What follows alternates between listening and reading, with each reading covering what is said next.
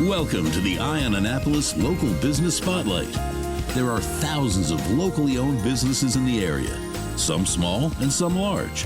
Some you may know and others you don't. But one thing they all have in common is a great story, and we want to share it with you. Join us every Saturday as we talk to the founders, the owners, and the managers of local businesses you have come to know and love, and those you will come to know and love. Now here's your host, John Frenay, with this week's Local Business Spotlight.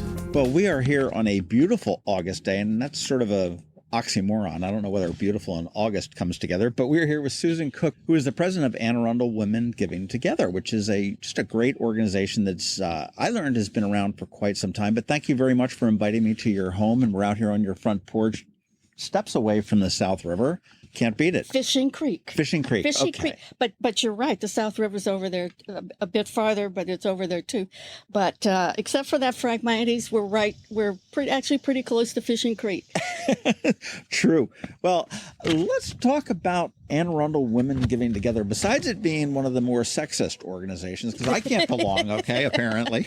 As far as I know, Anne Arundel Women Giving Together is a grant-making organization. They get money and they give it out to those that need it, organizations that need it, that are working in the community. And very similar, I guess, in very basic concepts to like the Rotary, that, you know, we raise money to give money to do good. Correct. Is that the gist of what we're doing? Correct. And that's how we started in 2006. It was a small group of about 15 women, believe it or not. We're now up to 287. Holy mackerel. Yeah. You didn't think there were that many women. No. Yeah. We're up to 287, which is so rewarding. And rewarding because we're not just sticking with our original core, but we're bringing in newer, younger members. And it's great to have their energy, and it's great to have their ideas. So that's how the organization started in 2006. In 2007, they gave out their first grants, of total of 4 grants totaling about $40,000. And then it's been all uphill since then. So you're giving out grants. You said $40,000 in the first year that you distributed them. Let's fast forward and now here in 2022. We're not into 23 yet, I guess. But what was the total amount that you guys had given out this year? This year we gave out almost $165,000 in 1 year. And that's a new high for us. That's got to be, for lack of a better word, life-changing for some organizations. It is life-changing, and particularly for the kind of organizations that we're most interested in. We gave to 9 different nonprofits. We like to our members establish personal relationships with each other, and we like to establish personal relationships with our grantees. We like the newer, younger organizations sometimes because they're able to get in at the grassroots, where sometimes a smaller organization has more flexibility to pivot or to form and immediately go after some problem. For example, COVID comes along. No one's planning it. All of a sudden, nonprofits have different issues to deal with. And then we see how we come out of COVID and look at the economy. Everything is constantly changing and how pieces are fitting together. So this year with our 9 new profits, some of them were almost brand new. And we really like that. And we don't just give out grants. We follow up with them. Not that we know everything about running a nonprofit, but with what we know and with our support, we try to support them going forward. Interesting. Well, you mentioned that your membership, you're up to 276, I think you said? 287. 87. Okay. Now, what is membership? Obviously, this is a woman's group. And, is there a membership cost to membership? Are there different types of membership? Well, we started out where we had, when we were younger, it was a more significant financial contribution to raise enough money.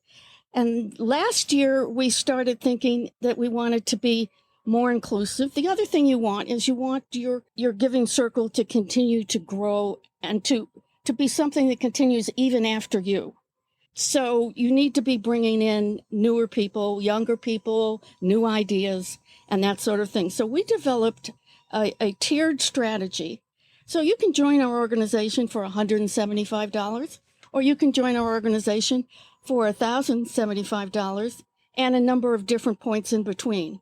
So whatever level you feel is comfortable for you, and for different people, because of situations, they could want one level this year. There could be some need in their family or some illness. And next year they could go to a different level if they wanted. Well, I've got to think that just in general, if you're talking about young blood coming in, if you will, I mean, let's talk about a young newly married couple. The wife wants to join this group and everything else. It's tough when you're young, especially in Annapolis. I was just looking at housing costs down here. So, to be able to, but as your life progresses, as your career progresses, you certainly can go. So that's a brilliant move to be able to sort of, pay as you're able, per se, to a degree, but, what you're able to do. And we were afraid that we might lose money. And of course, this is money that goes into our grants. So we didn't want to have to give out fewer grants the next year. We were afraid we were going to lose money. What happened is many members went, I am in this and I am in this 100%. And instead of continuing at the same level or dropping, they moved up. And so we actually ended up getting more money. It actually turned out to be, and they were very proud of doing so. And I was one of the ones that did say, I really like this organization. I want to move up. So everybody was able to give it the level they were comfortable with. That's awesome. Now, you said that the money that the membership fees fund the grants, is that the only source of funding for the membership fees for the grants? What people pay to join is the primary funding for the grants fund. Now, we have meeting costs. We have Zoom bills. We have when we have meetings in person, there's sometimes venue expenses. And what we do is we have a sponsorship program, and we go out to local businesses and say, would you be interested? We're going to advertise your existence. We're going to tell people you're wonderful. Would you be interested in making a contribution? It can be $1,000, it can be $2,500, it can be less, it can be more. We're going to give you publicity. And then we use that money to offset our administrative costs. Okay, yeah, that makes sense. So that we can devote as much possible from the membership fees into our grant fund. And the success of that program is one of the reasons why we had such a large amount to give last year. I would imagine a sponsorship for Anne Arundel Women Together, and I want to say the website is just a very simple givingtogether.org, would be very beneficial to most people just because of the, you're not a huge group. I mean, you're 200 and some odd people, and it's not like you're going to have a festival with thousands of people, but you're the right people. Exactly. And I'm happy to be able to get out the word to others who might think that for this relatively modest amount, they can become visible, because you are reaching into, for every man that's married, they know that the woman is right up there when you're talking about where the family money is going to go. And where are we going to go to the doctor? Where are we going to go to the dentist? Who's going to help us with our taxes? Those are the sort of people who become our sponsors. And they're getting an in to members of all income levels. We also have members of high income levels. So you're getting direct. You may put an ad in a newspaper, in a magazine, and you're getting all sorts of readers. With our membership, you're getting people who are really looking at the right thing in the right place and are in a position to influence others to make that choice. I think if you look at that, and I don't want to harp too much on the sponsorship, but when you think about that, you've got, with a magazine, anybody can get it. I can go to the Giant and pick it up for $1.50 and read it, and I may see your ad or I may not. When I go with Anne Arundel Women Given Together, at the very minimum, I have somebody, let's just make some generalizations here. I've got a 20-something-year-old just married woman that has scraped up the couple $100 to join initially, but she's committed to the community, not just today, but tomorrow, the day after tomorrow, and the week after that. And I mean, that is a long-term benefit, I would think, for most of the sponsors that jump in on this. Well, and she has contacts that reflect her interests. So first of all, to join our organization, you're reaching out. So in terms of if I was wanting to advertise to somebody, she's going to be influencing purchasing decisions, not just in her family, but in the other people that she socializes with and that she shares, because no one is just in Anne Arundel Women Giving Together. They're also some of them are in Rotary. They're in this, they're here, they're there. They're throughout the community. And our group is just a way where you pluck out these are people who are totally community oriented and interested. And you could drive up and down the street and never even know they're there until, as in my case, I now have 3 people in the community that belong. And one of them says I mentioned it to her, but I didn't sponsor either one of them. They just heard about it and thought it sounded wonderful and joined. That's fantastic. And we're not a big community. No, that's for sure. Well, I want to talk a little bit about your grantees. You'd mentioned that a lot of your members are affiliated with them, or they have an affinity with them. Something maybe is tugging on the heartstrings, or maybe they're volunteering with them. Maybe they're, helping them raise money or whatever else. Who are you looking to give money to? It's not me. Well, not that we don't like you. No, I'm not a nonprofit. We would love to give you money, but I don't have a 501c3. So first things first. That's true. We only give to 501c3s, which are federal nonprofits. We work with, we are blessed to have started out our existence and we continue our financial existence with the Community Foundation of Anne Arundel County, now being led by Mary Spencer, who is blessedly always there. Even if as president, you have the weirdest question, you can call her up for advice. So we're not just floundering along by ourselves. We are guided by professionals in the background working to make sure we succeed and we do everything the way we should.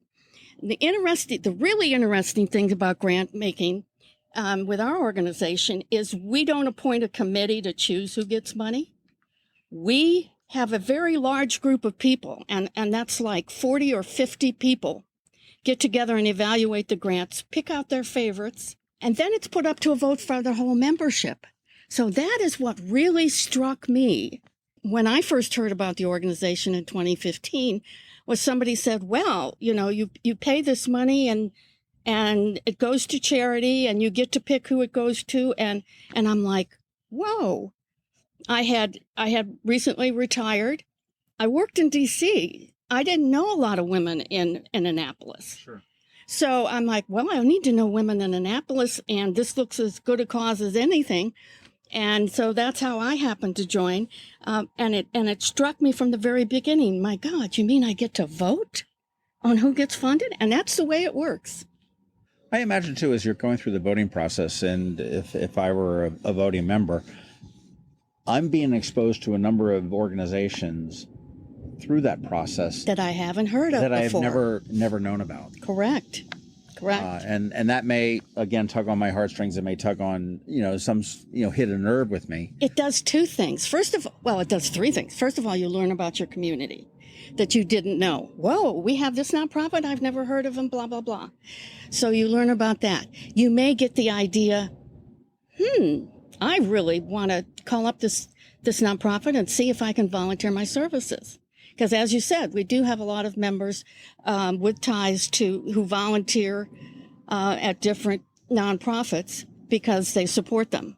Frequently, those are nonprofits we don't even fund, sometimes because they're such popular nonprofits, they don't need our funding. Sure.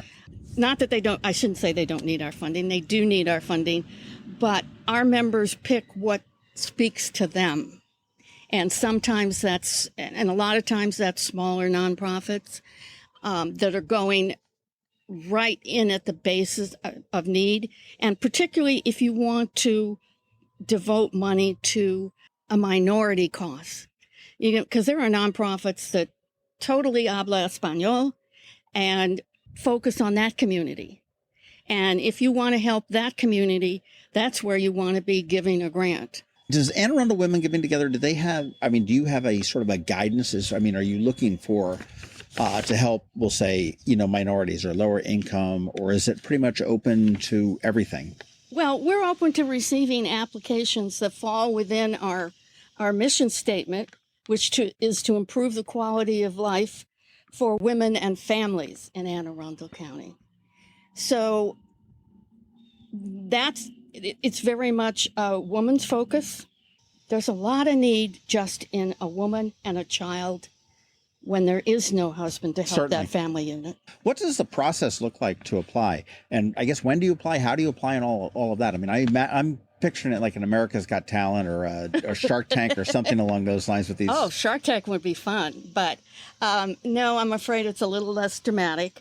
In the fall, usually about November, we issue an announcement of what our focus is going to be for the grant year, if we have something particular that's going on.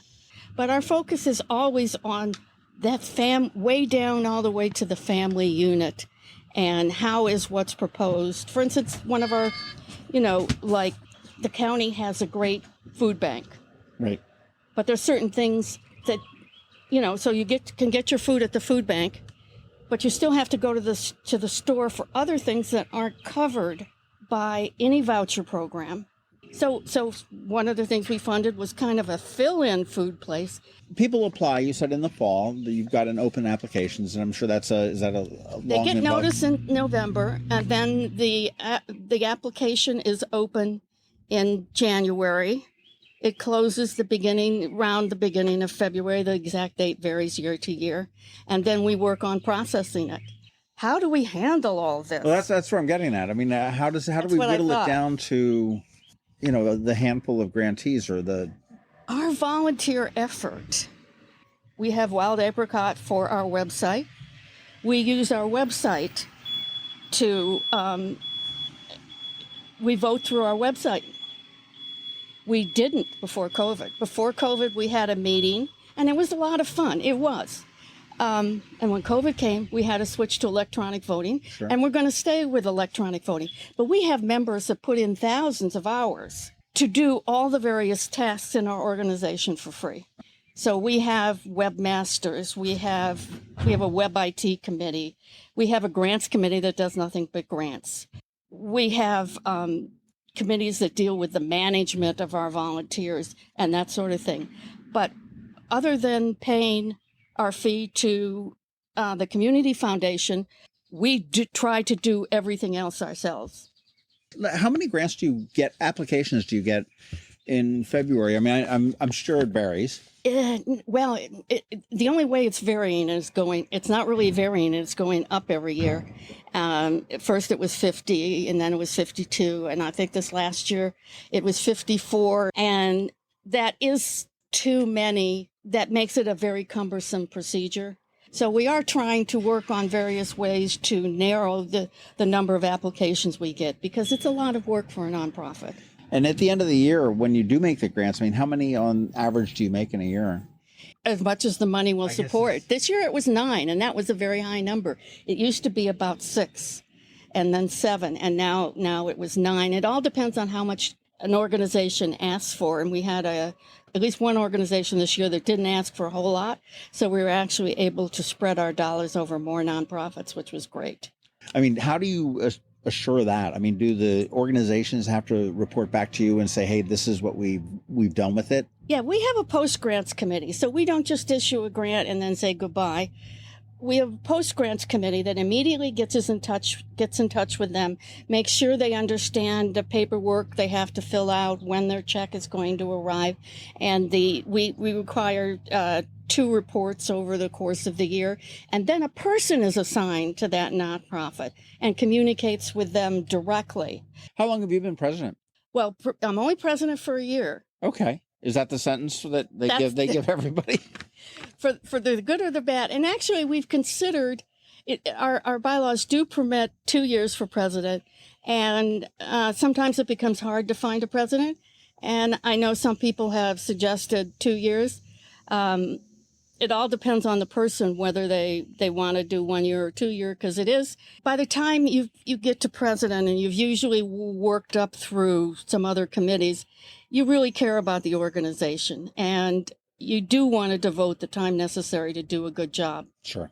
Our next president is younger, in the midst of her career, will be working. She's incredibly efficient, Margaret Davis.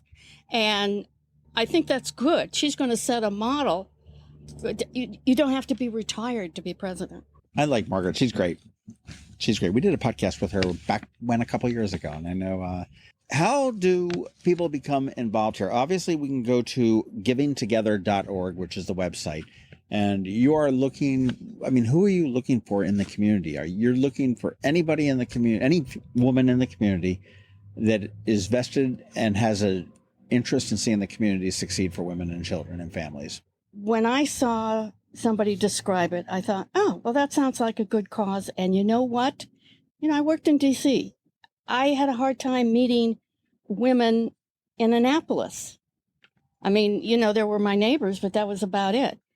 And, so you join because you want to give money to philanthropy, and you stay because of the warm relationships you make with all these other women that have the same idea and the same purpose.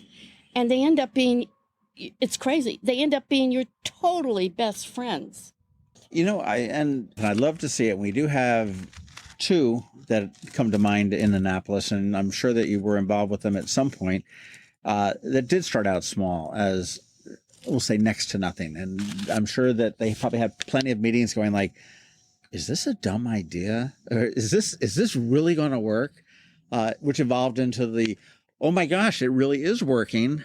And now they're much larger organizations. I'm talking about Seeds for Success and STARE. Correct. Which, that was just, Seeds for Success was started by two women said, hey, we need to look about, some of these girls that are living in public housing that don't have a chance because they're not reading at grade level. Start the adventure in reading as well. And when you're at that small startup stage, if you will, of a nonprofit, to be able to get a grant for $5,000 or $10,000 or $15,000. Every nonprofit starts out with a great idea, and we're happy, particularly with the younger, newer nonprofits, to share their vision and help them move forward. I am excited to see some of the nonprofits that are here, and anyone that may be listening to this, certainly when the enrollment or the grant period opens up, make sure you want to go to givingtogether.org to see if you fit in with that. But I'm so excited to see the younger folks grabbing the reins. And I think it's great that you have a whole list of people that potentially can come right up there. And I mean, and what is your age range of your membership go? I mean, let me take a guess. And I did see one of the names on there. I'm going to say probably mid 80s on the high end. Oh, mid 90s. Mid 90s? I would go even 90s. Okay. But I don't want any particular members to We're not going to name talking names about them because I actually do not look up birth dates. But no, people will join Anne Arundel Women Giving Together, and they will still be a member when they pass this world. What's on the young side? I mean, what's about your youngest member? I'm thinking probably late 20s. Yeah, out there. Yes. That would pretty much. And we have some young members who've come in, and we have one member who's unbelievable. She's got 3 small kids, and she still is on a committee as well. Oh, no. Givingtogether.org is where you want to go to learn all about this wonderful organization, Anne Arundel Women Giving Together. And again, this is Susan Cook, who is the president only for a year. But thank you for all the work that you've done, and thank you for spearheading and leading the organization through 23 and 24. Is that when you end? I end at the end of this year. Well, thank you so much for inviting me to your front porch. It's a wonderful, beautiful day. And again, thank you for telling us a little bit more about this great organization. Again, Anne Arundel Women Giving Together, givingtogether.org. Thank you so much. It was a pleasure to meet you. Thanks for listening to this week's Local Business Spotlight. Please make sure to visit eyeonannapolis.net for all your local news, events, and opinion. And in case you haven't already, please subscribe to the Eye on Annapolis Daily News Brief, where we bring you all the day's local news direct to your phone, tablet, or computer in about 10 minutes. It comes to you at 6 a.m. every Monday through Friday, and you can subscribe on Apple Podcasts, Google Podcasts, or wherever you get your podcasts.